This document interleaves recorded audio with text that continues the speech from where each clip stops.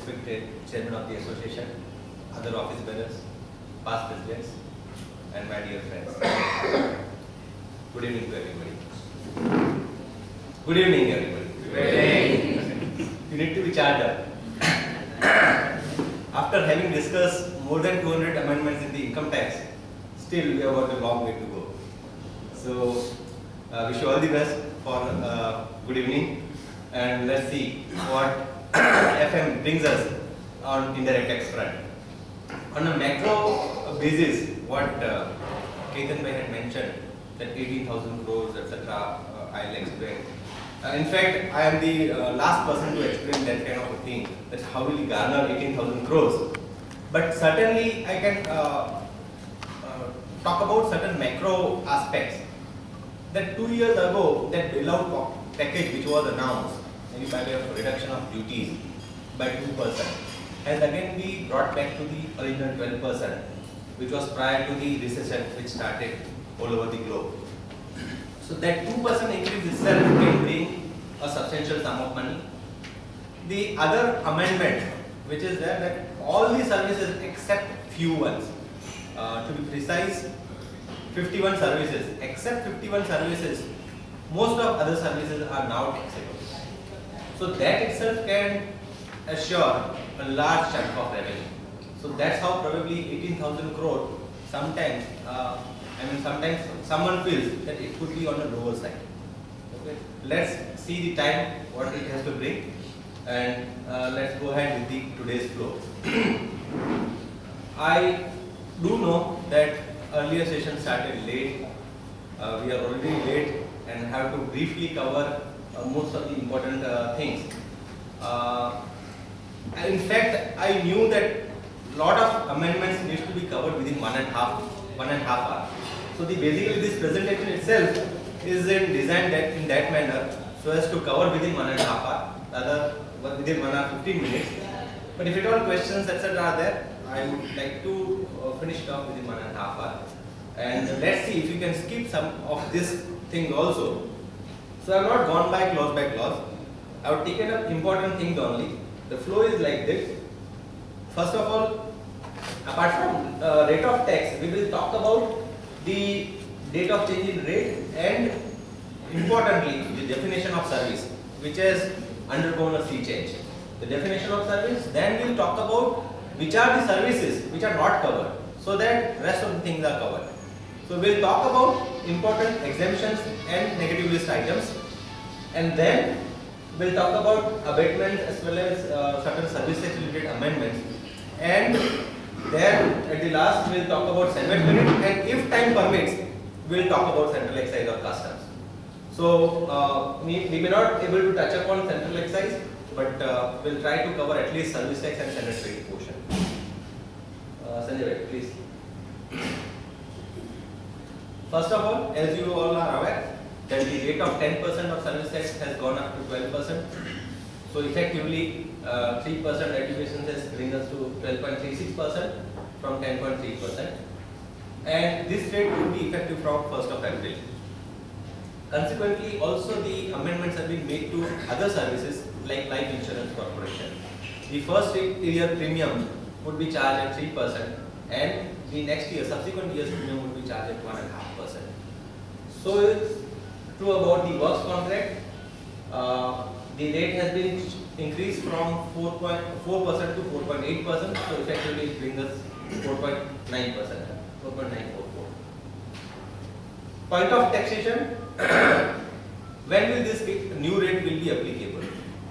There could be two situations, that either you might have rendered a service before 31st March, and there could be a case whereby you might have rendered services post 1st April. So whether that 10.3% rate would be applicable or 12.36%. So let's go ahead to the next slide. In fact, this event which is mentioned, service rendered before 1st April 2012, is applicable to the first row, bill and payments both after 1st April 2012. Whereas for the second row, it is the services rendered after 1st April 2012. So though the slide is not covering that, but let's talk about the first thing. First of all, if the services have been rendered before 1st April 2012, then either your bill or payment should be received before 1st April 2012. So either the invoice should be raised before, or you should have got the payment before 1st April. So then the old rate would be applicable. And if your services are rendered after 1st April, then your billing as well as payment both should be before 31st March. So if at all you are envisaging a large chunk of fees from someone, then please ensure that you raise the bill and get the collection also before 31st March. So it's a, win-win kind of a situation if you can really negotiate with your customers that if at all you want to save 2% tax, please make the payment earliest. Now, probably you may be aware of this builders situation. On 1st July 2010, the service tax was brought to the developer builders at a rate of 2.5% plus education cess. And the duty was that a notification was issued, number 36, which was granting an exemption to all the payments which are received prior to 30th June. So, all the payments which are received by, whether the construction is complete or not, whether the completion certificate is there in place or not, was irrelevant. Whatever payment builder charges and receives before 30th June were exempt.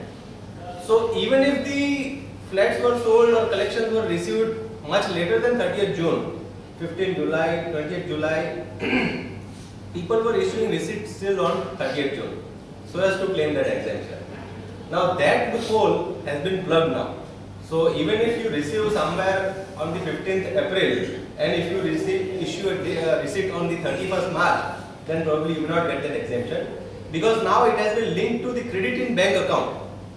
So within 4 days, if you don't get the credit of that check within 31st March, then probably it will get covered under the new tax. So at the rate of 12.36. Does that mean that all the outstanding as on March, or with the services are rendered with the issued and the collection is still outstanding, would be chargeable at 12.36? No, if you look at the second column, if you have rendered services after or before 1st April 2012, then either of these ways, either you receive the payment or you issue an invoice. So if you have issued an invoice and if you have rendered the service before 31st March, that's sufficient to be charged at 10.3%. So what do issuance of invoice, whether I can issue a plain invoice and keep it with me, or whether I have to give it to the other party?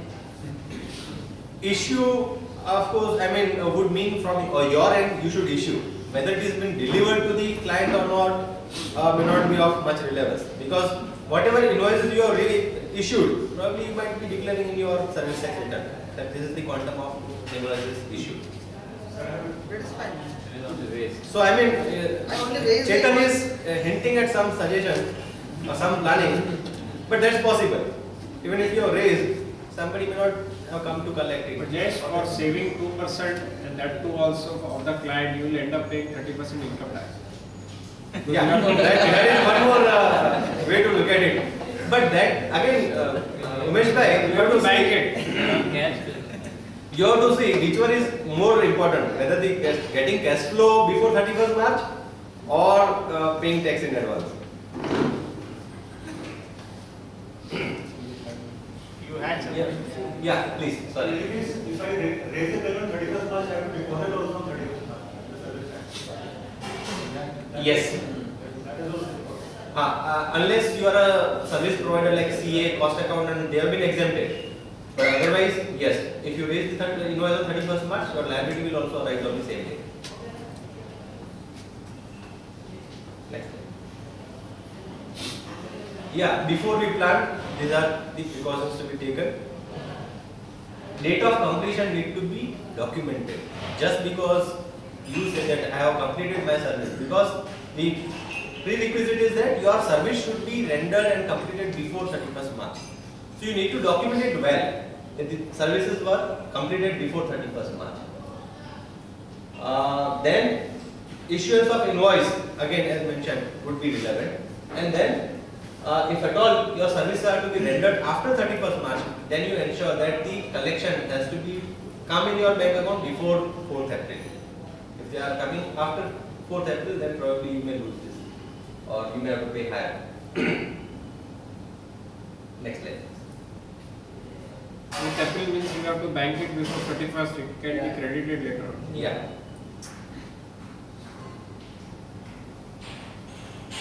Now, the definition of service. This is the most important amendment, I would say, because in the times to come, when GST is in place, probably this definition is going to play a major role. There is quite likelihood that goods may not be defined in such a definitive manner as this has been defined. And probably the goods may be defined in a way that whatever is not service could be regarded as goods. Quite possible. Or the way it stands, the definition of good, it's an inclusive definition. Goods include so. Whereas this definition is a definitive exhaustive definition and also has an inclusive link. So it's a kind of very compact definition, I would say, and very clear definition. So this is, somebody was asking how is the budget. I told that forget about the numbers, but the most beautiful thing or the appreciable thing is that the preciseness or the clarity which they have come out with is excellent. So earlier they used to define the taxable services, and then there were probably 115 categories. Z, probably by the time we end up that saying that close, people will start sleeping. So many ZZs, and then if we look at the definitions, they were like descriptions. Take any kind of definition, most importantly like business auxiliary service or business support services. You may feel after reading this definition, you did not read any other 113 categories. It will cover most of everything, anything in relation to business or commerce. Then what is left out without business and commerce? So the definitions were so large that they were looking like descriptions. Whereas this definition, I would say, to a great extent, it's precise and perfect. Even though the implications could be very harsh also in some of the cases, but at least the interpretation portion is being resolved, in my view. What are the basic 4 elements of this definition? The first one is that any activity. That is the first limb. Second is for consideration. Any activity should be for a consideration, and it should be carried out by a person for another person. And the fourth limb is, the previous slide. The declared service. In the first line itself, we have mentioned in red. That first of all, it has to be an activity, it has to be for a consideration, it has to be for a person, for another person, by a person, for another person, and then it also includes the declared services. Now, what can an activity could mean? Its definition, see, the service includes, it's wrongly mentioned, it is the service means. Wrongly it has been mentioned as include, but otherwise the definition is like that service means any activity including a declared service. So activity would mean anything, any act done. It may also include activity of not doing anything. The way it has been defined, even the activity has been explained and defined in the subsequent paras, even in the TRU letter, that activity may mean also agreeing to not to do something. Okay, so even if you ask me, Jayesh, please stop here, you don't speak further, we'll pay you something. Even that may be regarded as a taxable service. Even that could mean an activity within the definition of service. Or it could mean bearing a situation that okay, if you are having a sea view in front of your house, and then some builder comes and say that okay, please allow me to construct something, kind of a wall in front of your house, then I will pay you X amount of rupees. Even that kind of agreement to bear a particular situation or to bear a particular activity can also amount to a service. So wide the definition is, the gamut is. It has to be for a consideration. Now, consideration also, either to, as per, even if you see the valuation section 67 or valuation rule, it was either monetary or in kind. Okay, monetary or non-monetary kind of situations. So mostly we were interpreting the non-monetary portion as in kind. Say for example, if you are raising normal fees of your auditing services is around 1 lakh rupees. You are charging 50,000 rupees by an invoice, and then that person is gifting you a laptop of 50,000 rupees. So effectively, for the purpose of valuation, you are taking that as 1 lakh rupees. Now take another example. If you are rendering certain services, in exchange of which somebody else is rendering another service to you. Say for example, if you are preparing a return of some repair maintenance service provider, and in exchange he is also taking annual maintenance contract of your laptops or computers, then such kind of barter exchange also of services could take color of consideration. And this time they have come out with such kind of clarity in more detailed manner. So activity in exchange of activity can also mean a consideration. Carried out by a person for another all the concepts we will discuss little detail, and then the fourth portion will be discussing. Please go to the next slide. Declared service we will discuss later. If you can just go to the next slide. Next slide. Consideration. Consideration is not defined in the Act, so therefore we can take resort to the Contract Act, and Contract Act covers such kind of situation whereby even if you agree to do something or not to do something, even that can be regarded as a consideration. Now, how do you quantify this? How do you value this? Could be another issue, but looking at the plain provisions, this is the possibility. It means everything received in return for the provisions includes monetary and non-monetary payment, and also includes deferred consideration. Next slide. By a person to another person. What does it mean? That if you are rendering services to your own another division, if a large corporate company has got different divisions or has got different geographical locations, and if one location renders services to somebody else or some division renders service to some another division, that won't be taxable. But there are certain exceptions. Which are those exceptions? Services provided by an establishment to another establishment in different taxable territory. Earlier we had import of service rules, export of service rules, which never defined what is taxable territory. Whereas this time, for the first time, they have also defined what is called as taxable territory. Now taxable territory could mean India excluding Jammu and Kashmir and territorial waters of India. So territorial waters would mean even 200 nautical miles going from the landmass of India. And it would also mean the inclusive economic zone or self-economic zones within those territorial waters, and even the structures which are meant for drilling some oil, gas or minerals, even those kind of structures within those waters also will get covered. So this is the definition of taxable territory. So if of the same company, one establishment is in India and other establishment outside that taxable territory, then services rendered from each other could be regarded as rendered to two different service categories. Now this concept was even in the earlier law, the existing law, only in case of import of services.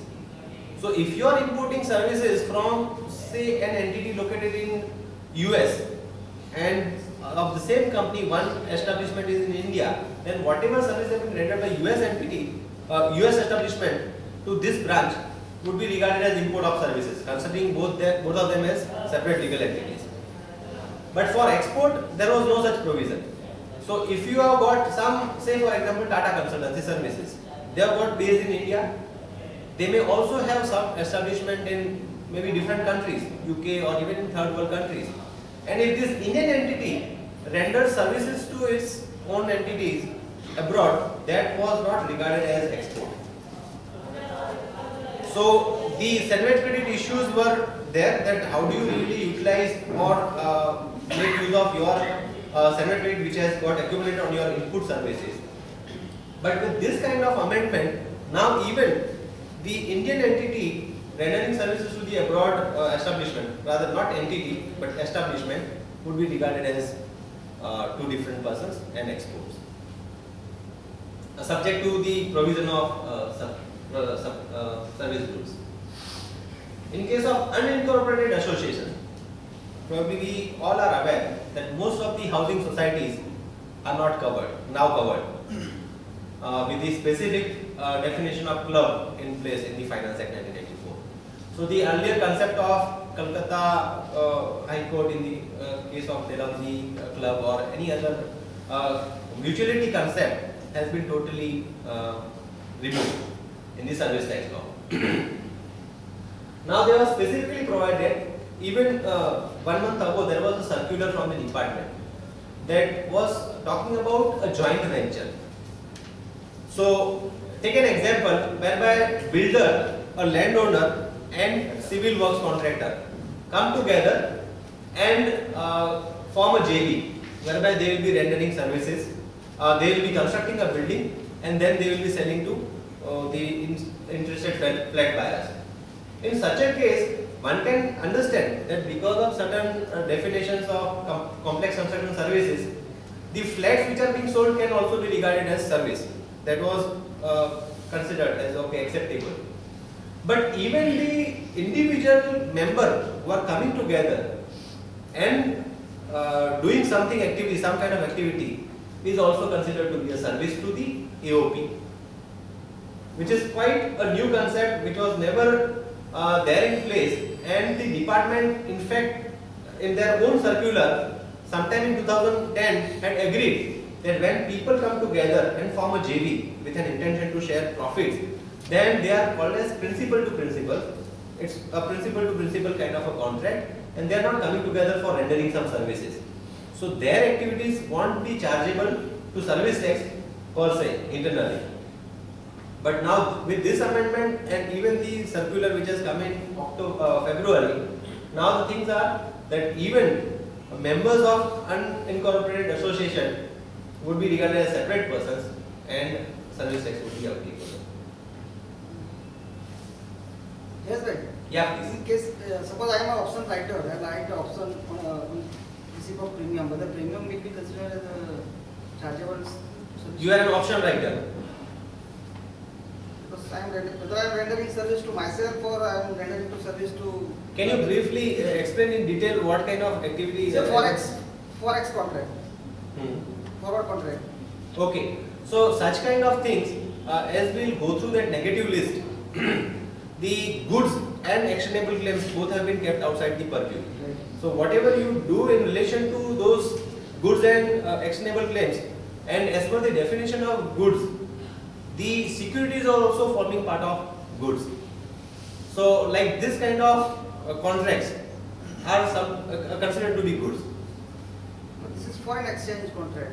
So I mean, if not goods, then at least somewhere in the actionable claim or goods portion, because security, all kind of your future options and all the things are transfer of property act, they are considering that as goods.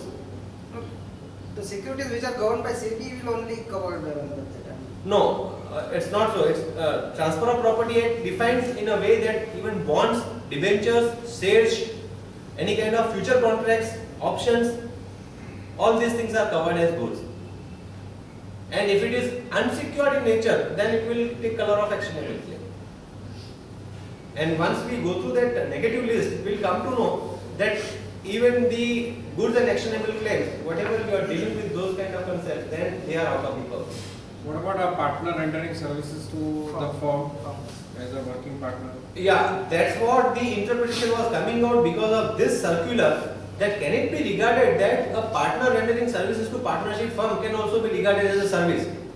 Now this unincorporated association can also mean partnership firm, because partnership firm is not incorporated association, it is unincorporated association. So one of the interpretation on the extreme side could be that even that could be regarded as a service and liable to service tax. So concept of mutuality has been totally vitiated and to a great extent. Of course that seems a quite extreme kind of interpretation, but if you really look at literally, if you really go by word that circular or even this definition, of course partnership firms in this particular amendment they are excluding, but that circular which stands as of today and before implementation of this rule can take different things, different colors. Yeah. Now, so previous slide, please. it does not include. Now we talked about the what is covered. Sanjay bhai, now let's go to first of all that declared services. So we'll finish that inclusive portion. So what is covered is that any activity for a consideration by a person to another person, and also includes declared services. Now why this inclusive portion is there? Normally if we look at all the 8 declared services, they are mostly debatable in nature.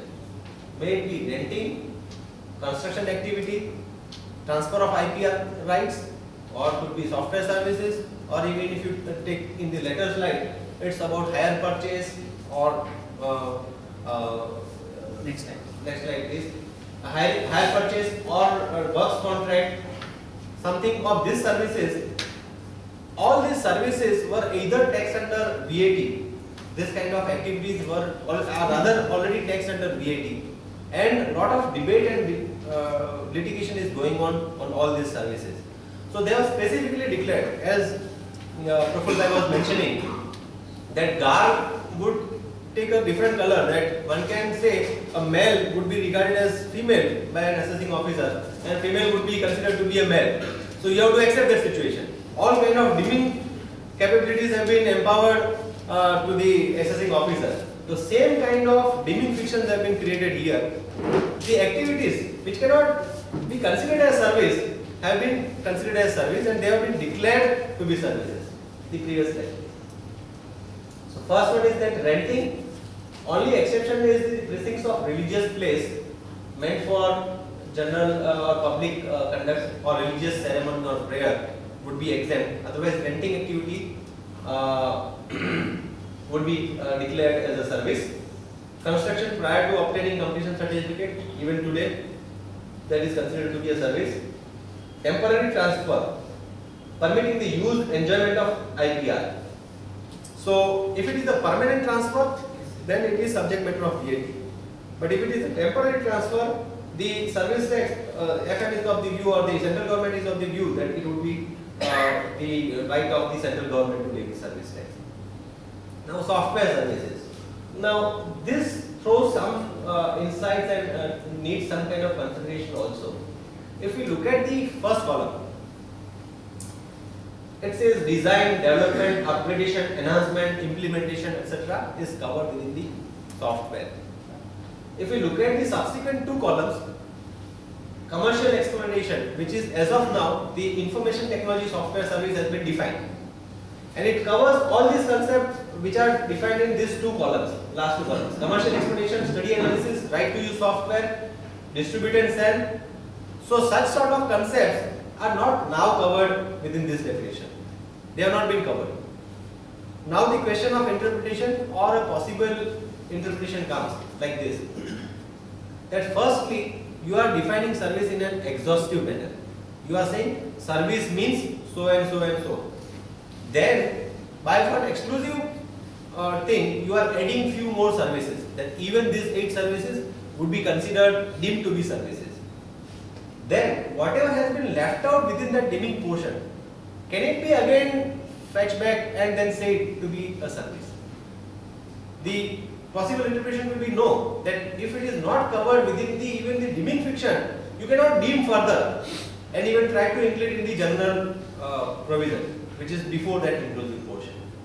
So this kind of interpretation issues may also get generated, that whatever is not covered in the declared portion cannot be considered to be covered by the main portion, which is the exhaustive portion. No, but that Jayesh could apply to something which is generally not in the nature of service. So for renting or construction, but for say software service, if it is covered in the general definition of service, the fact that software services included in the declared service itself might not take the non-included portion out.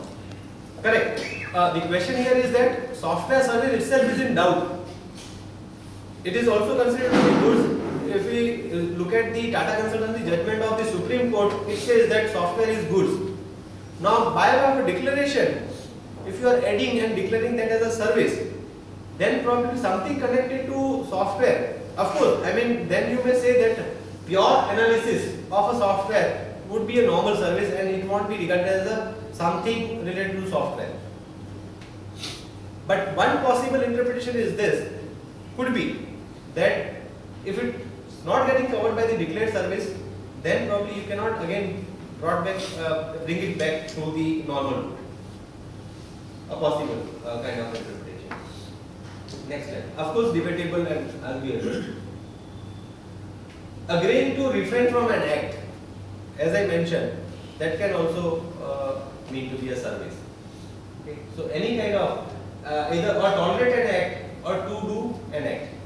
Even if you agree to do an act or if you agree to tolerate an act, that can also be considered to be a service.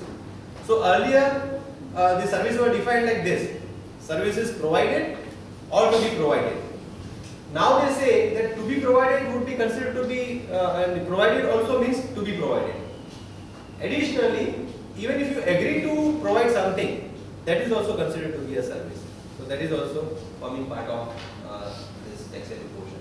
Hiring, leasing and transfer of right to goods, that is also chargeable for VAT. Same way hire purchase installment is also chargeable to VAT.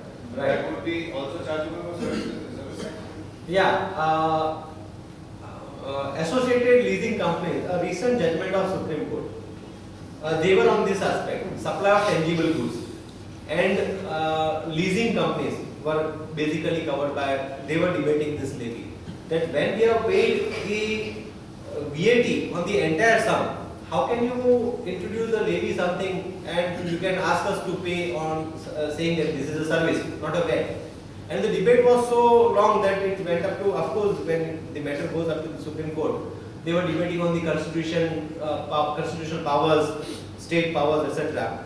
Then the Supreme Court said, within the same transaction, there could be two different elements. One could be in relation to sale or purchase of goods, or which could be a subject matter of state levy, and then can also be a some element which could be in nature of service. Take an example of hire, leasing or something, processing charges or some kind of fees which they are charging, management fees or some kind of fee, which can take color of service, which is in the nature of service, and rest of the portion is VAT. So in the same transaction, Supreme Court said that you need to pay service tax on this portion which is representing the service element, and on the balance you pay VAT. The fact that you have already paid VAT on the entire transaction, that cannot absolve you from paying service tax on that service portion. So even if you have paid VAT, you can't take a shelter. Earlier one Phillips Supreme Court judgment only was on this concept that if you have paid VAT, the state levy would be having precedence. But that is the only judgment which is in favor of that. Most of the other judgments say that center would have the precedence of levy. So if at all some conflict is there between the center and state, power of center would be preferred, not the state. See, initially this transfer of right to use was only covered under VAT, was not part of service tax at all. True. Then, say for example, the crane services, people said that we are not parting with the possession, so that is the reason we should not be applied VAT on that, because it's a service. So that service at that time was not covered under service tax. Later on they included saying that since you are not paying VAT, you pay service tax. True. On that. Now here it is that both these, this same transaction is chargeable in the both tax. Both the Was it the same just before the amendment? Yeah, the judgment which I am talking about is around 9 to 12 months ago judgment, and it was discussing a case which was much prior to this period. Because by the time any case reaches to Supreme Court, it's already 3 years old, minimum. I think some clarification was Jayesh may throw much light on that. If you are parting with an asset as well as the yeah. If you are giving in services like an driver to these crane services, yeah, so that's what asset, in that case it is said to be a services involved in. If you are just parting with an asset temporarily for a period, then the VAT would be. That is why. So that's why. So it has to be mutually exclusive. But those are being done away with. So if you are giving in services of and even the driver in that crane case, in that case the VAT will be applicable as well as the services will also be applicable. No, when you are not, parting the control of the equipment to the other, how would the VAT not be applicable? You can throw more light on that. It is clear. If there is no effective transfer of effective control and possession, then of course VAT is not there. But in this case, there was no such concept of effective control and possession. The concept was here that we have already paid VAT on the full service. We have leased out certain assets, whereby the question probably was not more on that front. It was more on that we have already paid VAT. How can you come back and again ask service tax on the same amount? So then the court said that you can split the transaction. So only the service portion within this two, hiring, leasing, without transfer of right to use goods, and hire purchase installment. In these two elements, the service portion. Even in the works contract, you have the same thing. The service portion would be charged to tax. If at all you are unable to quantify, then they have come out with certain abatements and percentage formula which can be resorted to, which is quite similar to Rule 58 or rather proviso to Rule 58 of MPG Act. Services portion in a WC, service portion in a food contract also, that is also covered. So these are the 8 basic declared services which are also deemed to be services. Next step.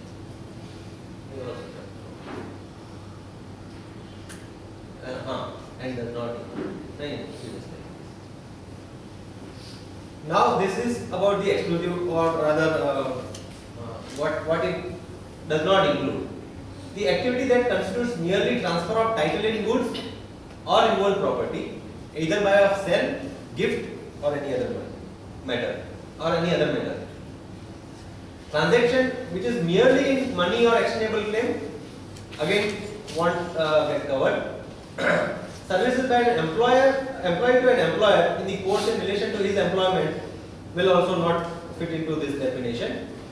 And the fees payable, that means the activity of a court or tribunal, will also not get covered. Change of ownership, transfer of title means there should be a change in the ownership. Just because by way of transfer of the possession, it does not mean that transfer of title has occurred. There should be change in the ownership also, then only it will get excluded, otherwise not. Transfer should be in relation to goods, excluding exchangeable claims and involved property. Because there is one more separate exemption for exchangeable claims and involved property. And as I mentioned, goods include the securities such as sales, units, MFs, derivatives, etc. Next slide, please. Now, these are the issues. TDRs, what can you call it as? Is it an exchangeable claim? Goods? I mean, really, it's a right. Yeah, but what kind of right is it? The question remains question. Of course, one can throw some kind of views, but there is no definite answer to it. Allotment letters issued to investors. Again, no answer. It's just a right. Deduction of material is not there in case of other works contract. In case of building related, construction related works contract, they have come out with certain abatements and even the composition rate. But take an example of repairs and maintenance.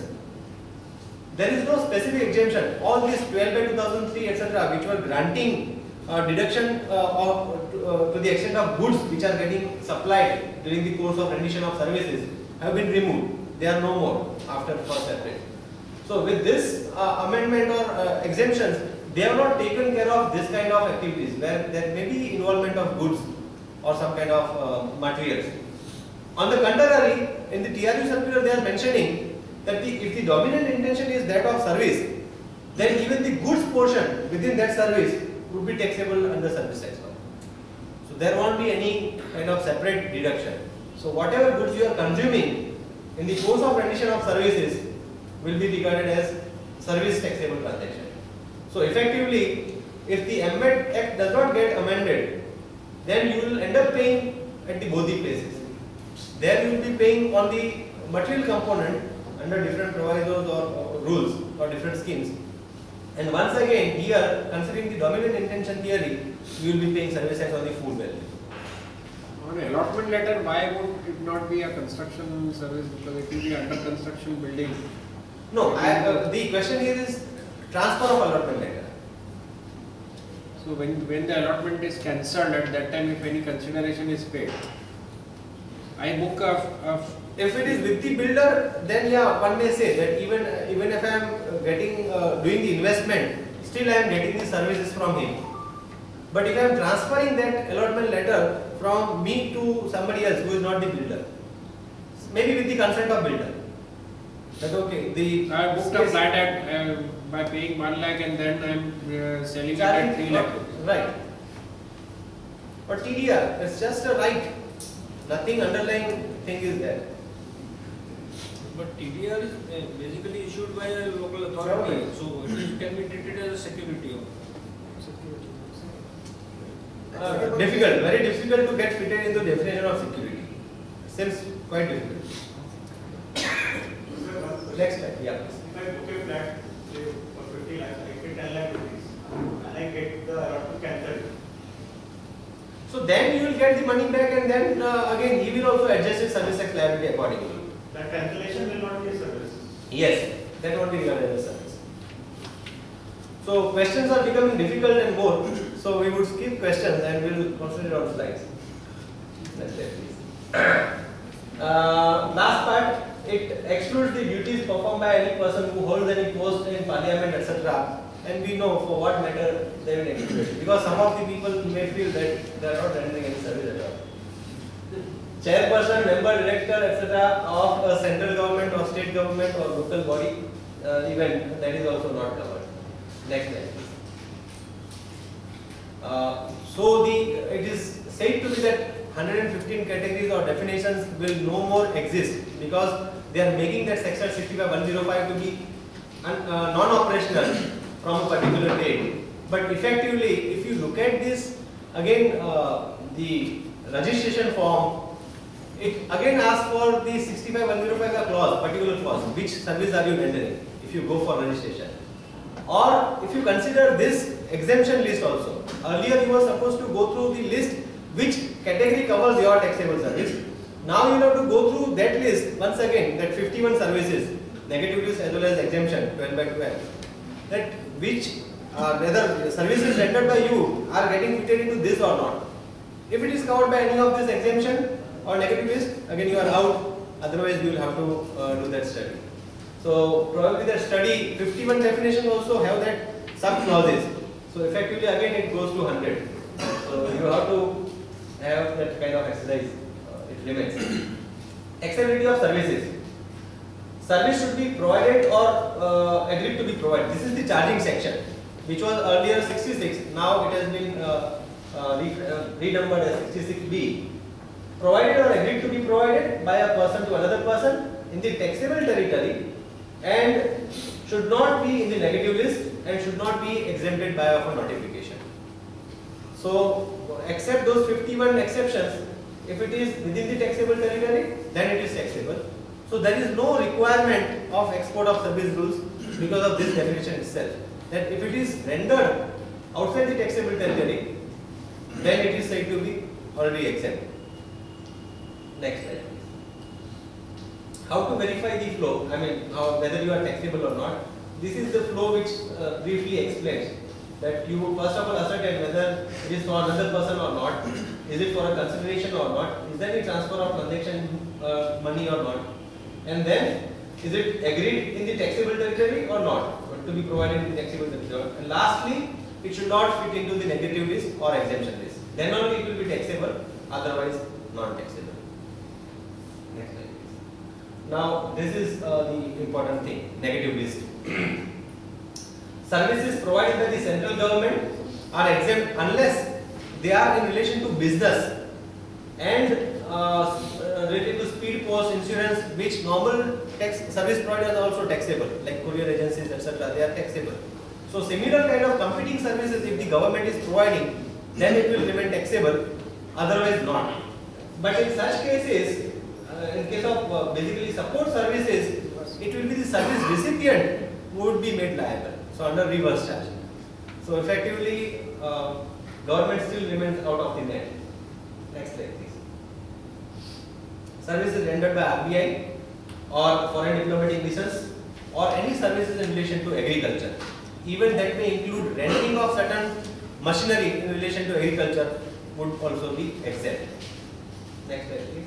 And even the services of commission agents in relation to sell or purchase of agriculture produce. Trading of goods is not covered. Manufacture of goods, sell of space and time slots, and access to road bridge on payment of toll. So toll, there won't be any toll on toll. No service tax on toll. Next slide. Betting, gambling, entry to entertainment events is also exempt. Transmission or distribution or any activities in relation to education, which is primarily for either preschool or secondary education or any kind of qualification which is recognized by a law, or even autonomous courses which are equivalent to the courses which are approved by the recognized by the law.